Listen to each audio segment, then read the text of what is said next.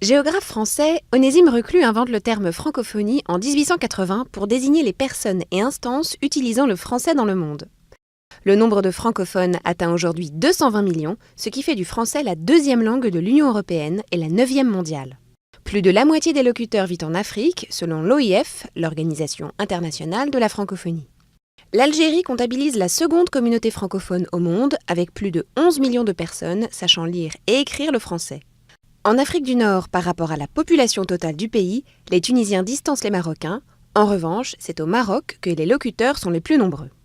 En Afrique subsaharienne, les 3 pays qui regroupent le plus grand nombre de personnes parlant le français sont la République démocratique du Congo, la Côte d'Ivoire et le Cameroun. Dans les pays de l'océan Indien, Madagascar comptabilise le plus grand nombre de francophones, mais c'est aux Seychelles et à l'île Maurice que la langue française reste la plus présente. Au Moyen-Orient, le Liban devance l'Égypte. En Europe centrale et orientale, la Roumanie puis la Pologne et la Moldavie comportent le plus grand nombre de francophones.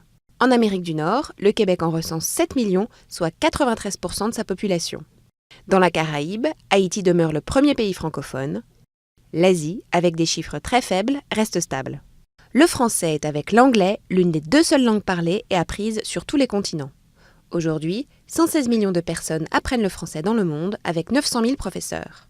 Selon les projections de l'OIF, en 2050, près de 85% des 715 millions de francophones vivront en Afrique. En Europe, il n'y aura alors plus que 12% des francophones de la planète.